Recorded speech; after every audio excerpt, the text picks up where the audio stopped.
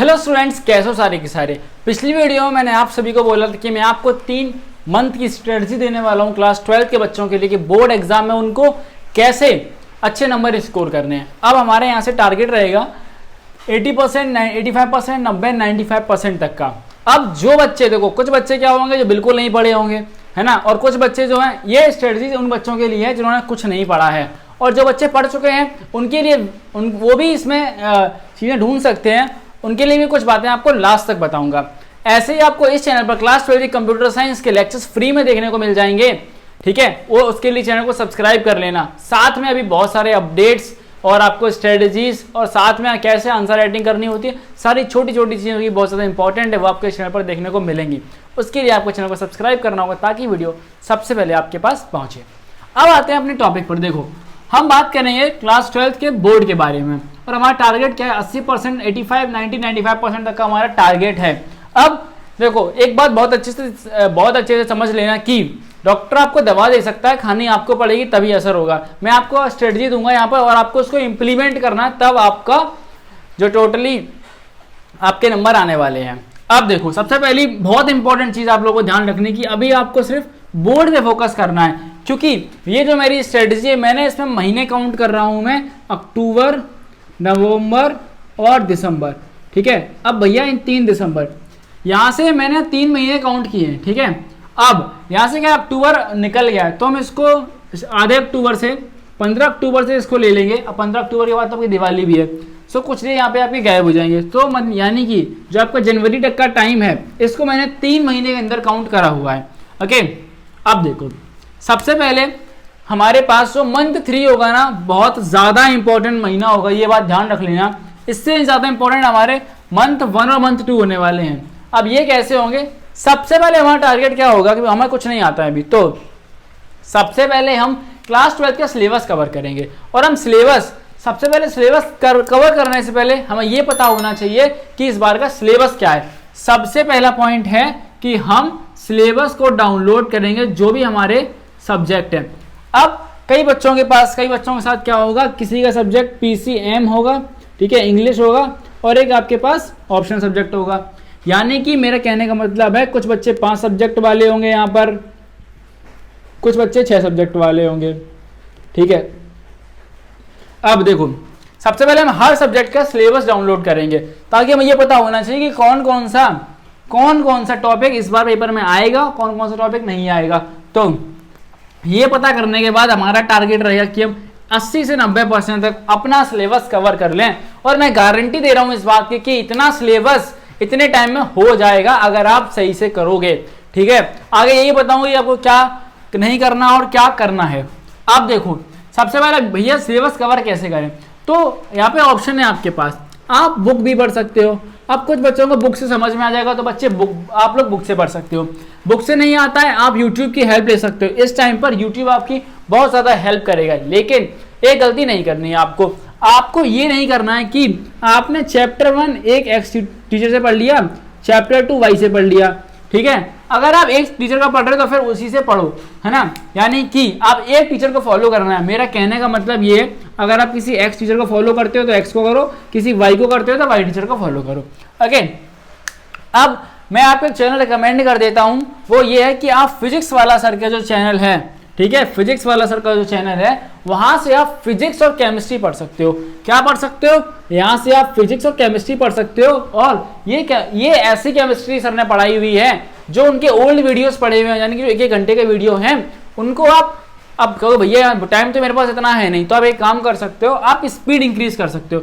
आप 1.25 पे देख सकते हो, 1.5x पे देख सकते हो, आपको कॉन्सेप्ट समझ में आ जाएंगे, ठीक है। मेरे टाइम पर भी कुछ मेरे जो बच्चे मेरे फ्रेंड्स थे, उन्होंने ये चीज़ करी हुई थी, ओके। साथ में कुछ जूनियर्स ने भी ये चीज़ अप्लाई करी तो उनको इससे हेल्प हुई थी। अब देखो, अब मैं रिकमेंड नहीं कर रहा हूँ कि इसी चैनल से पढ़ना है। अब आप लोगों के पास कोई और चैनल से आपको समझ में आ रहा है तो आप वहाँ से पढ़ लो, ओके। नेक्स्ट क्या है कि आप जाओ पढ़ो, तो आप ऐसे मत पढ़ना कि यार आप कोई राम कथा सुन रहे हो और बस वो चल रहा है, चलते ही जा रहा है, ठीक है। हमें ऐसे पढ़ना है कि ताकि हमको साथ साथ नोट्स भी बनाने हैं। अब हमको नोट्स क्यों बनाने हैं, देखो, जब आप नोट्स बनाओगे, डेली लिखोगे, तो आपको मेमोरी में याद होगा और ये आपकी लॉन्ग टर्म की मेमोरी में जाएगा और आपको अल्टीमेटली हेल्प करेगा, ठीक है। साथ में ये आपके पास जो नोट्स हैं, ये नोट्स आपके रिवाइज करते टाइम कब काम आएंगे? जब आप क्या करोगे, रिवीजन करोगे ना, तब आपके नोट्स बहुत ज्यादा काम आएंगे। ठीक है, प्रेफर करना कि आपके खुद के नोट्स हों। दूसरी चीज कि अब जब हम इतना सब कर लेंगे, मान लो हमारा एक चैप्टर 1 में पढ़ रहा था, हमारा चैप्टर 1 है वो कंप्लीट हो गया। अब हमें क्या करना है, हमें उसके बाद उसी चैप्टर के प्रीवियस ईयर क्वेश्चन सॉल्व करने हैं। क्या करने हैं? प्रीवियस ईयर क्वेश्चंस करने हैं। आप प्रीवियस ईयर क्वेश्चंस कैसे करेंगे? देखो, प्रीवियस ईयर क्वेश्चंस के लिए आप सैंपल पेपर नहीं है, आप बुक खरीद सकते हो। और बुक आपको कैसे खरीदनी है, ये बात ध्यान रखना।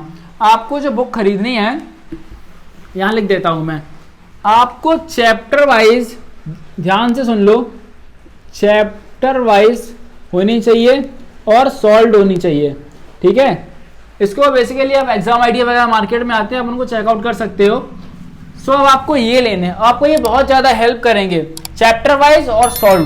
तो उससे होगा क्या, आपने जो टॉपिक पढ़ा और उसी टॉपिक के अगर आप chapter wise previous question solve करोगे तो आपको ये समझ में आएगा कि किस तरीके के सवाल बोर्ड में आते हैं, है ना, किस तरीके के न्यूमेरिकल्स आते हैं, कैसे करना होता है। साथ में आपको पता चलेगा कि किस तरह आंसर लिखना होता है, हमको कितना लिखना होता है। ये भी चीज बहुत ज्यादा इंपॉर्टेंट है बोर्ड में। ओके, इसके बाद अगर आपको कोई भी ऐसा क्वेश्चन है जो आपको एक बार में नहीं आता है, आपको ऐसा नहीं करना है कि भैया हमने पढ़ लिया और हम मान लो एग्जाम आइडिया मैंने खरीदा, मैं खोल के बैठ गया और मैं पढ़ता था रामायण। जी नहीं, आपको ऐसा नहीं करना है। आपको पहले सवाल देखना है, अगर उसका सॉल्यूशन आपको आता तो पहले लिखना है। ठीक है, ये बात समझ लो यार, इस टाइम में मेहनत तो करनी पड़ेगी भाई। मेहनत 4 महीने है, या तो 4 महीने मेहनत कर लो या रिजल्ट के बाद रोना बैठ के। तो बेटर ऑप्शन है कि 4 महीने मेहनत कर ली जाए। ठीक है, यानी कि जैसे हम सवाल देखेंगे, पहले सवाल करेंगे खुद से, ठीक है, उसके बाद हम ये चेक करेंगे कि क्या सही है या नहीं है। अगर हमको वो सवाल नहीं आता है और 2 अटेम्प्ट लगाएंगे, हम 2 अटेम्प्ट के बाद में हम ये चेक करेंगे, अगर हमको सवाल नहीं आता है तो हम उस सवाल के बाद में हम उसका सॉल्यूशन देखेंगे। क्या करेंगे? सॉल्यूशन देखेंगे। सॉल्यूशन देखने से बेनिफिट क्या होगा? सॉल्यूशन देखने से बहुत ज्यादा बेनिफिट होगा। बेनिफिट ये होगा, हमको पता चले कि कितना लिखना होता है बोर्ड में और क्या अप्रोच है उस सवाल को सॉल्व करने की। दोनों पर्पस हमारे फुलफिल हो गए। अब इसके बाद में यहां से आपको आपके जो मेन सब्जेक्ट्स हैं उनको ज्यादा प्रायोरिटी देनी है, ये बात ध्यान रख लेना। ऑप्शनल सब्जेक्ट्स अगर आपके पास कंप्यूटर ऑप्शनल सब्जेक्ट में है तो उसको भी आपको साथ साथ कवर करना पड़ेगा। और इस चैनल पे अगर तुम इस वीडियो को देख लिए हो तो तुम्हारे लिए बेस्ट ऑप्शन ये कि मैंने कंप्यूटर साइंस में 96% स्कोर किया था और मैं आप लोगों के लिए फ्री में इस चैनल पर अपलोड कर रहा हूं। और मैं गारंटी दे रहा हूं कि आपको इससे ऐसा आपको कहीं नहीं पढ़ाया गया होगा जो मैंने आपको ऑनलाइन पढ़ा दिया है। आपको ऑफलाइन भी आपको 20-20 हज़ार रुपए लेकर के, बच्चों से 15,000 रुपए लेकर के भी नहीं उनको इतना वैल्यू दिया जाता है जितना मैंने आपको ऑनलाइन में दिया है। ओके, अब तो चैनल को सब्सक्राइब जरूर कर लेना ताकि आपके पास कंप्यूटर साइंस के लेक्चर्स और ऐसे वीडियोस आ सकें। अब हम बात करेंगे मंथ 3 की। मंथ 3 जो है बहुत ज्यादा इंपॉर्टेंट रोल प्ले करेगा। सबसे पहले हम सॉल्व करेंगे सैंपल पेपर। ठीक है, अब देखो सैंपल पेपर में मैंने बात करी है बेसिकली प्रीवियस ईयर के, हम एक सब्जेक्ट के 10 पेपर सॉल्व करेंगे, एक सब्जेक्ट के 10 पेपर सॉल्व करेंगे। ठीक है, और यहां से आपको आइडिया क्या लगेगा, यहां से आपको बेनिफिट क्या होगा, भैया 10 पेपर क्यों सॉल्व करने हैं? 10 पेपर आपको 3 घंटे की सिटिंग में करने हैं। ठीक है, ऐसा नहीं है कि पहले बैठ गए 1 घंटा अलग, 1 घंटा अलग, 1 घंटा अलग, नहीं। कई बार क्या होता है, हमको 3 घंटे लगातार बैठने की आदत नहीं होती है ना। हमको 3 घंटे बैठने की लगातार सिटिंग में पेपर को सॉल्व करना है। इसके बाद जब आप प्रीवियस ईयर क्वेश्चन करोगे तो आप लिखोगे भी, ठीक है, आपको प्रॉपरली आंसर वगैरह लिखोगे। जब आंसर राइटिंग करोगे तो आपको ये समझ में आएगा कि आंसर को प्रॉपरली तरीका क्या है। और ऑलरेडी जब आप प्रीवियस ईयर क्वेश्चन को देख चुके हो तो आपको ये भी आइडिया लग जाएगा कि हाँ मैं आंसर लिख रहा हूँ सही है या नहीं है। ठीक है, आप अपने जो टीचर्स होते हैं स्कूल के उनसे चेक करा सकते हो, जो कोचिंग के टीचर होते हैं वो भी चेक कर देते हैं। ठीक है, अब इसके बाद में एक और आपकी सबसे ज्यादा इंपॉर्टेंट चीज है वो ये, आपको ये पता चलेगा कि कैसे किस प्रकार के सवाल जो हैं, अगर आप प्रीवियस ईयर लगाओगे तब आपको पता चलेगा कि बोर्ड किस प्रकार के सवाल किस टॉपिक से पूछ रहा है, कौन कौन से टॉपिक सवाल ज्यादा पूछा जाता है। ठीक है, किसका प्रूफ ज्यादा पूछा जा रहा है ना, किसकी स्टेटमेंट पूछी जा रही है। तो ये सारी चीजों का आपको आइडिया लगेगा, कौन कौन सा फॉर्मूला बार बार आ रहा है, किस फॉर्मूले पे बेस्ड सवाल आ रहे हैं, ये सारी चीजें आपको यहीं से पता लगने वाली है। अब सबसे इंपॉर्टेंट चीज वो ये है कि आपको ये सारी चीजें, ये 4 चीजें जो मैंने लिख रखी हैं, ये आपको फॉलो ही करनी है। इस टाइम पर आप किसी की बात मत सुनना, आप अपने दोस्तों पे मत ज्यादा सुनो उनकी, ठीक है। नहीं पता हो यार, वो तो तुम्हारा दोस्त तुमको बोल रहा है ना मैंने कुछ नहीं पढ़ा, हो सकता हो वो अपना सिलेबस कवर कर चुका हो, रिवाइज भी कर चुका हो, ठीक है। और देखो मैंने यहाँ स्पेशली रिवीजन के लिए कुछ नहीं लिखा है, वो इसलिए नहीं लिखा था मैंने, साथ साथ आप लोगों ने प्रीवियस से जब सॉल्व करोगे और इस 3rd मंथ के अंदर जब आप सैंपल पेपर लगाओगे तो आपका रिवीजन हो जाएगा। ओके, इसके बाद आपको करना क्या है, आपको एक टाइम टेबल बनाना पड़ेगा। आपको एक प्रॉपर टाइम टेबल चाहिए ही चाहिए, ठीक है। और अब क्या होता है, आपके स्कूल नहीं बंद हो गए होंगे, ऑलमोस्ट आपके स्कूल बंद हो गए होंगे, ठीक है। कुछ टाइम के बाद प्री बोर्ड शुरू हो जाएंगे, तो प्री बोर्ड्स के टाइम पे आपको क्या करना है, प्री बोर्ड्स के टाइम पे आपको सिंपल चीज बता रहा हूँ, जो आपने पढ़ा है ना वो आपको करना है। और प्री बोर्ड में आपको आंसर राइटिंग की प्रैक्टिस करनी, कैसे लिखना होता है 3 घंटे, कैसे बैठना होता है, इन सब चीज की आपको प्री बोर्ड में प्रैक्टिस करनी होती है। और उसके बाद 6 आवर्स ऑफ सिटिंग, यार मेरा मतलब ये है कि 6 आवर्स ऑफ स्टडी आपकी एक दिन में मस्ट है। यार देखो कम से कम, मैं बोलने वाला 14 लिख सकता था, 8 लिख सकता, 10 लिख सकता था, कम से कम 6 तो जरूरी है। देखो कम से कम 6 चाहिए यार, आपने अभी तक कुछ नहीं पढ़ा है, ये भी याद रखो, आपको पूरा सिलेबस कवर करना है, तो मिनिमम 6 रिक्वायर्ड है आपके लिए। आप जितना बढ़ा सकते हो, 8 कर सकते हो, 10 कर सकते हो, ठीक है। अब भैया 6 घंटे एक बार में नहीं, ऐसा बिल्कुल नहीं करना है, 6 घंटे एक बार में नहीं, आपको आप मान लो आप 1-1 घंटे के गैप में पढ़ सकते हो, ठीक है। 1 घंटे के बाद आपने गैप ले लिया, अब गैप में ऐसा नहीं है घुस जाओ सोशल मीडिया में, वो तो बिल्कुल नहीं करना है। ओके, इसके बाद आपको कंसिस्टेंसी के साथ पढ़ना है, ये बहुत ज्यादा इंपॉर्टेंट फैक्टर है।